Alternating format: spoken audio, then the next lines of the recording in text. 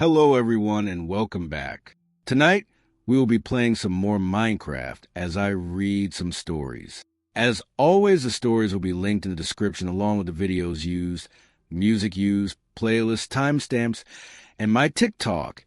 And if you like videos like this, make sure you like, comment, and subscribe. That being said, sit back, relax, and enjoy the video. I, 23M, officially went no contact with my emotionally abusive girlfriend, 21F. But it caused me heavy trauma and the dog. Trigger warning. Talk of suicide and self-harm. I met this girl in my freshman year of college, and she actually emailed me to say she liked my school project and wanted to be friends. So we met up, and soon after that we got in a relationship. It lasted about a year and a half, and in that time we had ups and downs, specifically with my family, where she wanted to be more important than them. She comes from a very abusive household and has been diagnosed with borderline personality disorder. So I tried very hard to forgive her as often as I could. Eventually, she was with my family and said she wanted to get dinner with her family nearby in a couple days, and she asked if I wanted to join. I said no, I don't, but she took that as a maybe. So when the day came, she pouted until I agreed to leave my 4th of July family gathering to get dinner with her family. I found out later that while I was getting ready to go, she went up to different people from my family and bragged about me choosing her over them. That was when I decided to break up with her. When I finally did break up, she left the room and came back saying how she wanted me to give her things to the people she loved. I then put together that she had just taken her entire bottle of antidepressants in an effort to die. I tried to get her to throw up, but the only way that worked was saying I wouldn't break up with her. I later told my family about this, and they gave me the support to break up again. She tried it again, but worse this time. I won't go into the gory details, but I had to call 911, and she was held at the hospital for a couple of days. After this, she had to live in the apartment with me until she found somewhere else to live. She found a place on campus, but for some reason we stayed friends. I think I stayed because she was holding herself hostage, and I didn't want to be alone. Another reason was because she got a really cute dog, and she didn't really take care of it. So I did. His name was OD. He was a 2-year-old pug with a limp, and he was how I found my love of animals. Over the next year or so, she and I had an on-again, off-again relationship that involved more self-harm and attempts. She had graduated and moved out at this point, but I was still coming over to take care of OD and hang out. She made another attempt, which was triggered by me telling her I talked to someone at work and was interested in them. Mind you, she had been telling me about every sexual encounter she was having.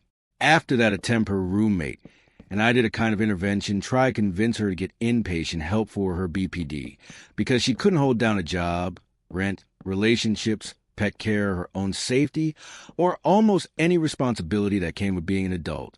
She vehemently refused this and opted to pay $5 per minute for AI therapy instead. She then left to go hook up with someone. When this all came to a head was over Christmas, where we had agreed to let me take OD for Christmas and return him after. I then got a text from her roommate saying they heard her talk about how after I gave OD back, she planned on cutting me out and never allowing me to see OD again. I talked to my family about this, and they cited many things that don't qualify her to care for OD, such as never walking him, letting him pee and poop inside, and leave it on the floor for days, forgetting to feed and water him often, feeding him human food to where he would regularly eat muffin wrappers and other non-edible food trash, not keeping up to date on his vaccines or supplements because she couldn't hold down a job for long enough to afford it, and many other reasons. So in that moment, I decided to protect what I love and take him. She called the cops on me. I called the Humane Society on her. But in an effort to avoid getting the law involved, I also made the mistake of trusting her to settle things like adults. So I brought him over to her so we could talk things out. But she didn't want to do that. So it ended with me saying she was a narcissistic bitch who was going to end up exactly like her parents. She had told me before that was her greatest fear, and I don't regret one word of it. In the aftermath, she reached out to me without caller ID so she could get around my blocking her. But she reached out because her boyfriend broke up with her and she wanted OD to be in my life. She also had no ulterior motivations. Followed directly by saying, I just want my best friend back, which sounds like an ulterior motivation for me to be her interim boyfriend. She also reached out to me via text about a month later asking if I had Odie's joint support supplements, to which I responded, yes. Why? To which she responded, because his leg hurts because you have his supplements. I took offense to that and brought up her inability to buy more, but then she handed the phone to her boyfriend that she convinced to get back with her. He then started insulting me and said, don't text her ever again, mind you. She was the only one who ever reached out after our falling out. The last time we interacted was when she decided to call into my Alexa non-consensually and make moaning/kissing sounds before her boyfriend said, it's too personal, and then hung up. I unplugged the Alexa and threw it away. Does that qualify as some sort of essay? I'm not sure. Now I am in my last year of college, and I'm struggling to find who I am again. I am in group therapy and individual therapy, but it's hard to talk about, because this is not like any other breakup that my friends can relate to and support me through. When I think about who I was before and who I am after, I guess I feel stained in some way. I can see my previous self still in there, and he comes out when I'm with friends, but it's hard to be alone with the memories. I miss OD, I hate her, and I can't forgive myself for staying for as long as I did. My family doesn't judge me, but my well-being is always a topic of discussion when I'm around, which is nice, but brings back the trauma. I know leaving was the best thing I could have done for my future, but my present feels so stagnant that my future seems pointless. I know this is a depressive mode post, but I wanted to share with regular people who aren't therapists and get some more perspective. P.S. This was my first relationship. BF on steroids. TW. Sex, drugs. Sue Astricide. My 25F BF, 31M, and I have been together for 6 to 7 months. I love him so much and it sucks, but I think it's time to be done. We've had so many big fights, and throughout them I have become less and less vocal and honest because of how reactive he is. He also hides a lot from me. Our first fight happened because he lied to me about drinking kratom in his water bottle on a random weekday, but later admitted it and said he was using it 5 times a week. He has struggled with addiction in the past of meth, so this was a huge red flag for me. And as someone who's also struggled with addiction, I know when you say you're using 5 times a week, you are using every day. I told him I couldn't be with someone who was doing opiates no matter how mild, and he said he'd quit. That was that. I'm not sure if he did, but I never caught him do it again. Our second big fight was that he was feeling insecure during sex because it felt like I disassociate, because I don't look down a lot when I'm getting head. This might be true to an extent, and I tried explaining that I have sexual trauma, and that is probably why. But he was getting very angry, and I started to shut down. He also mentioned he feels like I'm not loving enough during sex, like I don't kiss him all over like he does for me, or whatever, and if I give him head, it's not for very long. I don't remember what I said, but he said, "Oh my God," my name. "Honestly, fuck off. You should just leave." I started packing my things and crying, but I wanted to talk more. He said I was being manipulative for crying. We ended up making up, but it was a long night, and he said Slash did a lot of weird things. His dick got hard when I was crying, and he was like, "Look, I'm obviously into you." There were a couple little fights in between this, but the big one worth mentioning was on Valentine's Day.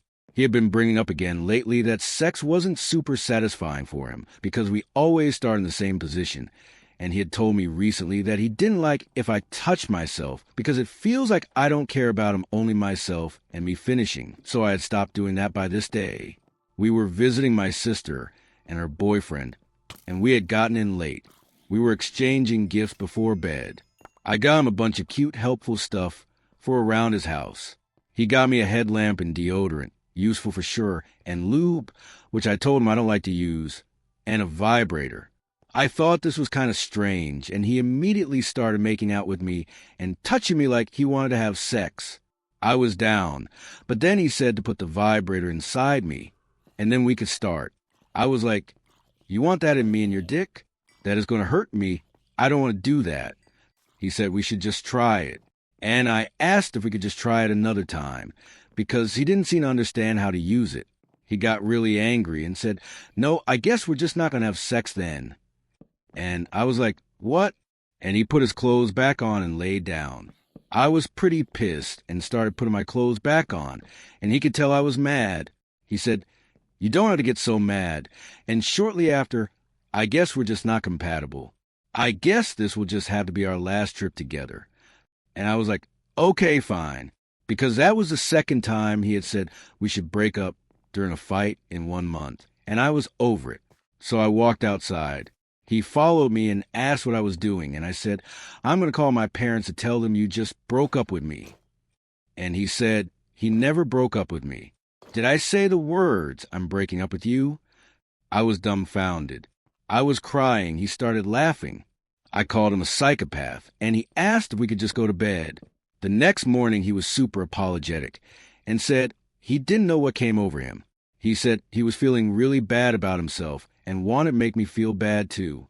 I said that was really fucked up, and he said, "I guess I'm just a horrible person. I guess I should just K*LL myself." And I had to comfort him and tell him no, please, etc. The past few weeks after that fight have all felt like walking on eggshells. 2 weeks ago, I discovered why. I found a syringe in his bathroom and some testosterone cypionate. He's on steroids and apparently has been for years. I should have ended it here or on that last fight. But I guess I'm just dumb. 2 nights ago, he was being short with me and told me he had a bad day but still wanted me to come over. He said his mental health is the worst it has been in a long time. I went over. First thing he said to me was that he was so stressed he wanted to K*LL himself. He then deadpan mimicked shooting himself in the head and said, "I'm serious, babe." I honestly didn't know how to react at first and said, "No, please don't," why all the things. Then he said we could talk inside. We went in and he showed me a citation he got for leaving his dog and car. I said I was sorry about it causing him stress, but asked, "Is that it?" And he said no, he's been feeling really down lately, and it's getting worse and worse. He feels that nothing brings him joy. Everything's a chore. He said again he wants to end it. He wants to K*LL himself. I asked if he wanted to go to the hospital. He scoffed and said that was stupid. He would never do that. He said he had felt much worse, and he would be fine. I said maybe he should try therapy again. He tried one session one time and decided it wasn't for him, and he said that type of stuff doesn't work for him. He's different. There's something wrong with him. I just didn't know what to do. He changed the subject and kind of acted like everything was normal but still seemed really down. It was horrible. I was afraid. Walking on eggshells all night as usual. The next morning I tried to go to work, but immediately started having a panic attack. It lasted all day, and I had to go home. I called my family crying. They said it was time to get his family involved and that I should end the relationship. I called his brother, and his parents went to his house to take his gun, etc. He didn't seem too mad at me over text, but a little peeved. He said, "I can't wait for better days ahead together. I feel so guilty and bad for wanting to end it, but this is emotionally too much for me. We also have a trip booked together this coming Friday, but I don't want to go knowing I don't want to do this anymore. Maybe I'll reimburse him for some of the plane ticket if he wants that or can't get a refund. Any advice or kind words would be appreciated. TLDR. It's time to break up with my emotionally unstable BF on steroids, but I feel guilty since he is in such a fragile mental state. I let someone change me so much that I don't recognize myself anymore. I'm 23F and my boyfriend is 26M. We've been together for almost 4 years. He's a tattoo and body modification artist, and when we first met, I thought he was the most creative, fearless person I had ever seen. He made everything feel exciting and different from the life I grew up in. I come from a very religious, traditional family. I was always the good daughter. I followed rules, stayed quiet, never really questioned anything. Meeting him felt like stepping into a completely different world. For the first time, I felt seen in a way I hadn't before. In the beginning, everything felt like my choice. My first tattoo felt empowering. I remember being nervous, but also excited. Then came more tattoos, then piercings. Each time, It felt like I was becoming bolder, more myself. He would always tell me how beautiful and unique I looked, how I was evolving, how I wasn't meant to stay the same forever. Over time, things got more intense. What once felt like small changes slowly turned into bigger ones. My whole body is now covered in tattoos. I have piercings in places I never imagined before. He altered my ears, split my tongue, and I even got large breast implants. He didn't even leave my lips untouched. He put implants in them too. The scary part is, I didn't hate it back then. I actually enjoyed it. I liked the attention, the feeling of becoming someone different, someone bold and untouchable. Every step felt like a rush, like I was shedding my old self and becoming something new. But now when I look at myself, I don't feel that way anymore. I just feel lost. I don't recognize the person in the mirror. I keep thinking about who I used to be, and I don't know where she went. I don't know when to stop feeling like freedom and started feeling like something I can't escape from. My parents were heartbroken when they saw me. We barely talk now. My mom is in the last stage of cancer, and recently she cried while looking at me. She kept saying I used to be such a good girl, that something bad has taken over me, that she doesn't recognize her own daughter anymore. I didn't argue with her. I couldn't, because a part of me feels the same. Lately, I keep thinking about everything that happened over these 4 years. I don't know if I truly chose all of this or if I was slowly pushed into it without realizing. He always made it feel like it was my decision, but now I wonder if I was just trying to please him, trying to hold on to that version of love he gave me. Sometimes it honestly feels like I was manipulated, like I was slowly changed into someone else piece by piece. And I hate myself for not realizing it sooner. I feel like I've ruined my life. I've lost my family, especially at a time when my mom needs me the most. And the worst part is, I can't undo any of this. This is who I am now, whether I like it or not. I don't know how to live with this regret. I don't even know who I am anymore. My dog wasn't trained to fight monsters. He was just a good boy who refused to leave me behind. I am writing this in the front seat of my car, staring at an empty dog bed resting in the passenger seat. It has been 3 days since I walked out my job, and I have not slept for more than an hour at a time. Every time I close my eyes, I see the harsh fluorescent lights of kennel, and I hear the sound of my dog hitting the linoleum floor. I am posting this here because I need to leave a record of what happened, not just as a warning to anyone taking a late-night security job, but as a memorial to the only family I had. My dog saved my life, and he did it knowing exactly what he was walking into. A few months ago, I was completely out of money. I was living out of my car with my dog, a scruffy, medium-sized terrier mix I adopted from a shelter years ago. He was the smartest, most loyal animal I have ever known. We were a team. When things got bad, he was the only reason I bothered waking up in the morning. I spent my days applying for any job I could find on my phone, prioritizing places that offered night shifts so I could sleep in my car during the day without being bothered by the police. Eventually, I found a listing for an overnight monitoring position at a very upscale dog boarding facility. The pay was surprisingly good, and the responsibilities were minimal. The job was essentially acting as a night watchman. I just had to sit at the front reception desk, monitor the security cameras, clean up any messes in the kennels, and make sure the boarded dogs slept through the night. The biggest selling point, and the reason I accepted the job immediately, was that the daytime manager told me I was allowed to bring my own dog with me to keep me company during the long shifts. The facility was incredibly high-end. It did not look like a traditional animal shelter. The lobby had expensive tile floors and leather chairs. The main boarding area consisted of a long, wide central aisle with 21 glass-fronted luxury suites on the left and 21 on the right. There were no metal cages. The floors were heated. The walls were soundproofed, and soft classical music played continuously through overhead speakers to keep the animals calm.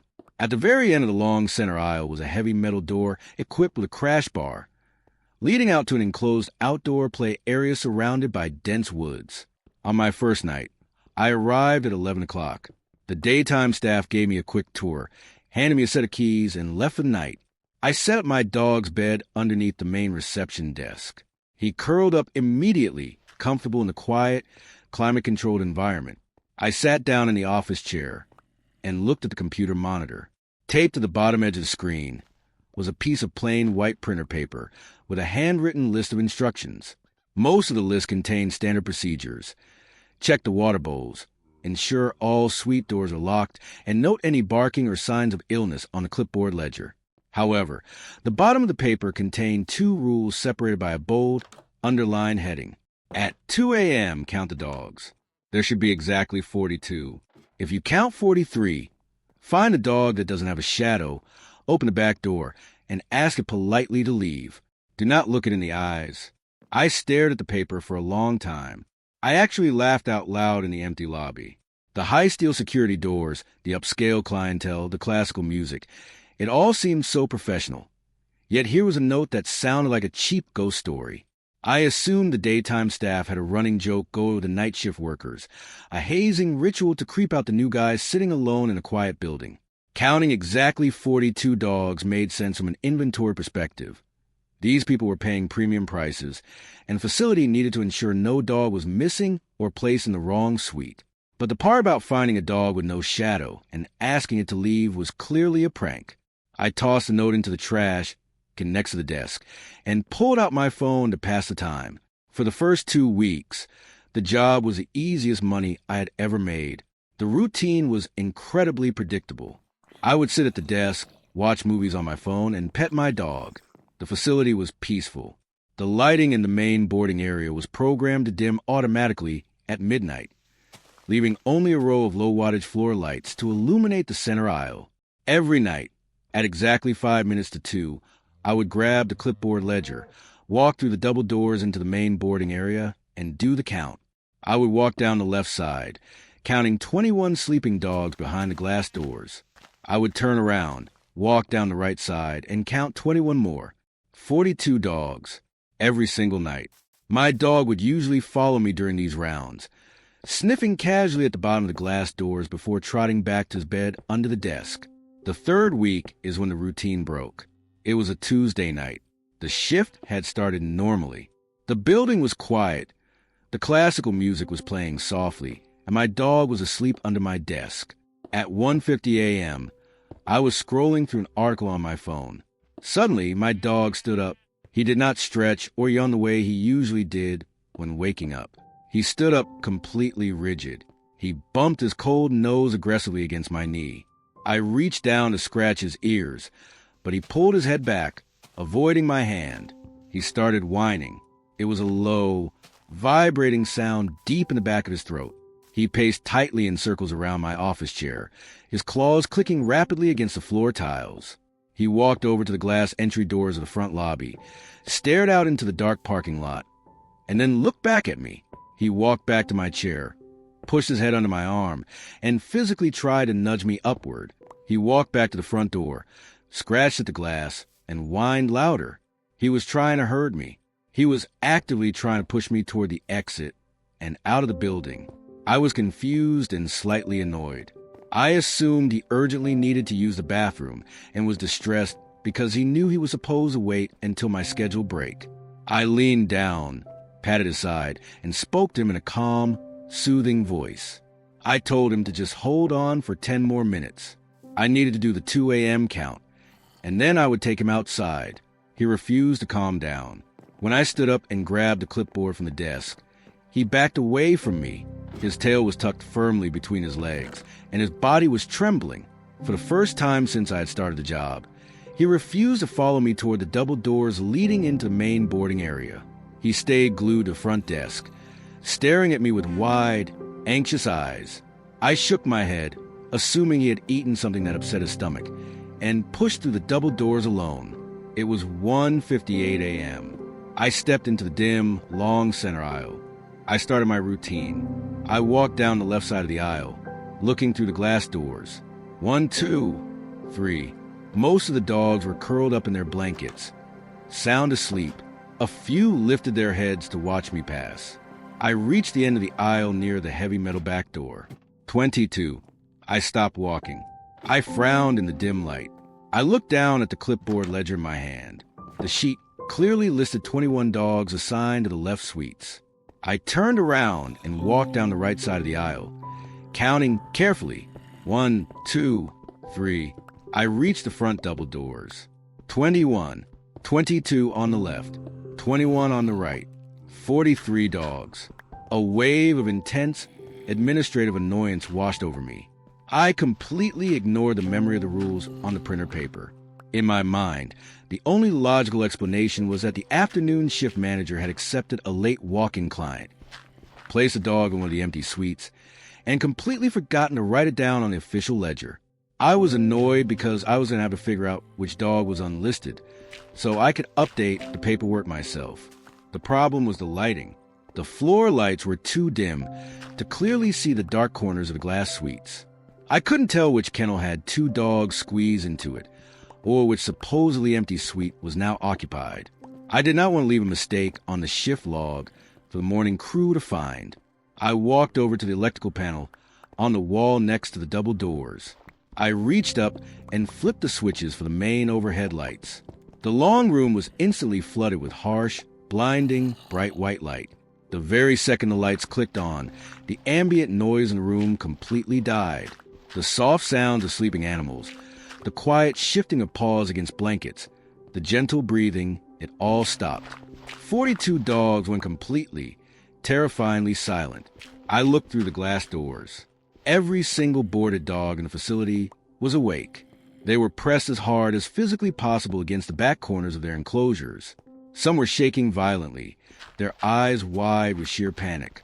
Others were curled into tight balls, hiding their faces under their paws. Not a single dog made a sound. They were frozen in absolute primal terror. I turned my head away from the kennels and looked straight down the center aisle. Standing in the exact middle of the polished linoleum floor, halfway between the front doors and the back exit, was the 43rd dog. It was not inside a glass suite. It was standing freely in the open walkway. At first glance, it resembled a large, dark gray hound, but as my eyes adjusted to the bright light, I realized its anatomy was entirely, horribly wrong.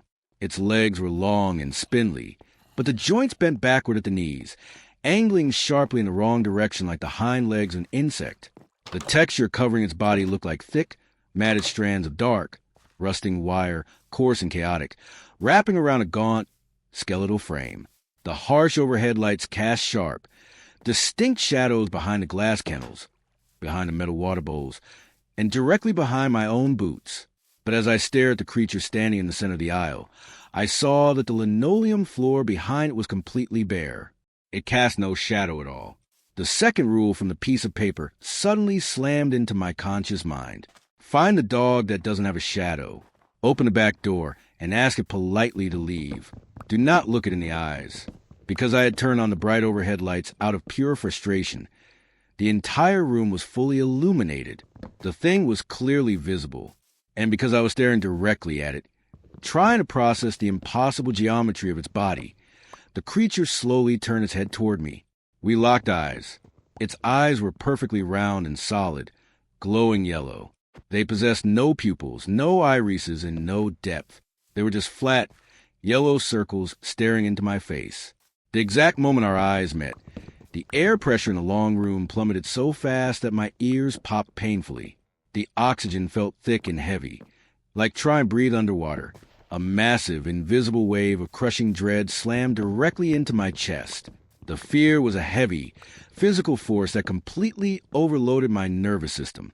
My brain screamed at my legs to turn around, to run back through the double doors, to get as far away from the creature as possible. But my muscles were entirely paralyzed. I could not lift my arms. I could not blink.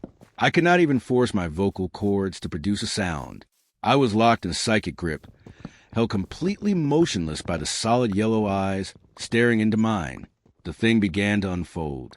Its posture shifted, the backward joints snapping and popping with loud, sickening cracks as it raised its upper body higher off the floor. The wire-like matted fur scraped against itself, sounding like metal grinding on metal. Its head tilted to the side, the bottom jaw detached with a wet, heavy tearing sound, unhinging completely and dropping down to rest against its gaunt chest. The open mouth was completely devoid of canine fangs. Instead, the gums were lined with dozens of flat, square, perfectly white human teeth. They were packed tightly together, grinding against each other as the thing prepared to lunge directly at my exposed throat. I was going to die standing there. I could not close my eyes. I could only watch the backward joints tense, preparing to launch the creature across the linoleum. A blur of brown first shot past my legs. My dog had followed me through the double doors. He charged straight down the center aisle at full speed, his paws slipping slightly on the polished floor, and slammed his entire body weight directly into the side of the thing. The physical impact broke the creature's stance. The thing stumbled sideways, its head snapping away from me as it absorbed the hit. The yellow eyes looked away.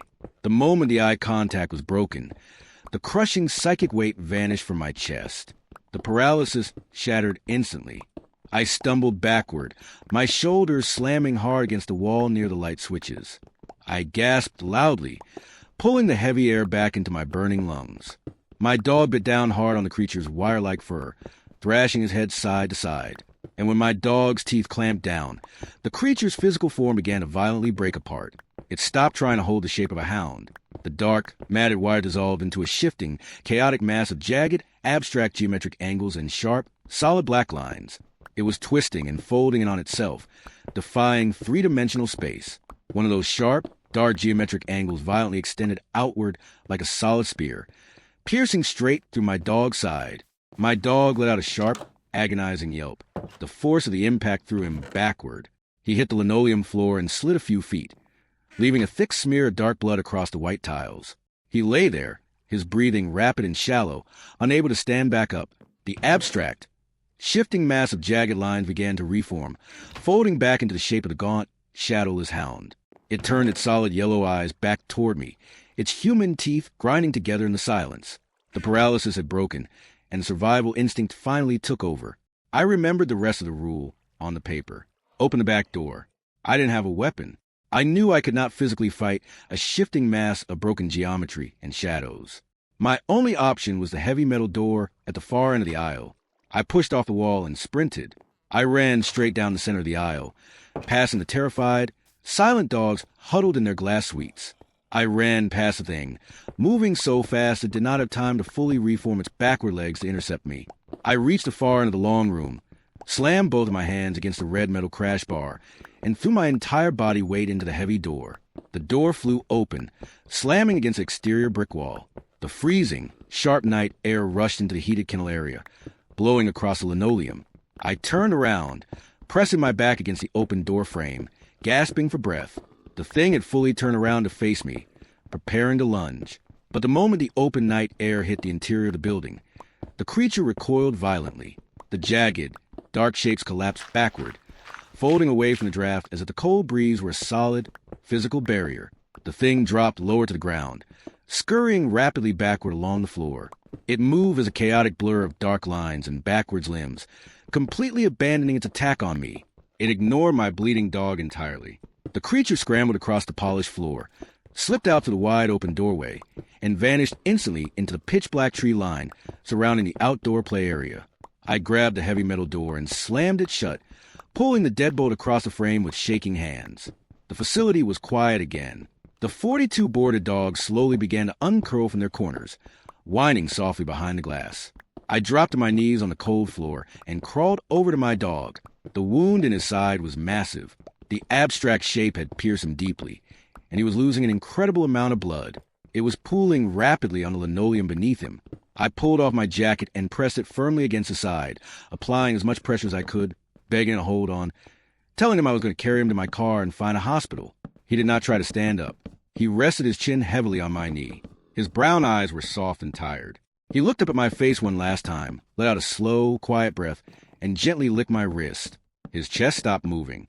I sat alone on the floor of the bright, harsh kennel room, holding his body against my chest for hours. I did not clean up the blood. I did not check the cameras. I just sat there until the morning shift manager unlocked the front doors at 6 o'clock.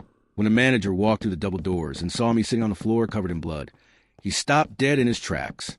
He looked at me looked at the locked back door, and then looked at the dead dog in my arms. He did not ask what happened. He just lowered his head, pulled a walkie-talkie from his belt, and quietly told the rest of the daytime staff to stay in the front lobby. I did not say a single word to him. I gathered my dog into my arms, stood up, and walked past him down the center aisle. I carried my best friend through the lobby, out into the cold morning air, and placed him gently into the passenger seat of my car. I drove away from the facility and never went back. It has been 3 days. I drove out to the countryside, near the small house where I grew up, and buried him deep in the woods under a large oak tree. I have spent the last 72 hours sitting in my parked car, staring at his empty bed resting on the passenger seat, realizing the absolute, heartbreaking truth of what happened that night. At 1:50 a.m., he was not just anxious. He did not need to use the bathroom. Dogs possess a profound, intuitive sense of the world that humans completely lack. He knew exactly what was manifesting in the dark spaces of that facility before I ever picked up the clipboard to do the count. He tried to herd me to the front door. He tried to save my life by getting me to leave the building entirely. And when I stubbornly ignored his warnings, when I patted his head and walked blindly into the kennel room to face something I couldn't comprehend, he didn't run away. He stayed back at first, terrified, but when he realized I was trapped, he followed me into the dark to break its hold on me. He traded his life for mine because I was too arrogant to believe a piece of paper taped to a computer monitor. I am writing this to honor him, to ensure that his sacrifice is recorded somewhere in the world. He was a good boy, the best I ever knew, and I owe him every breath I take for the rest of my life.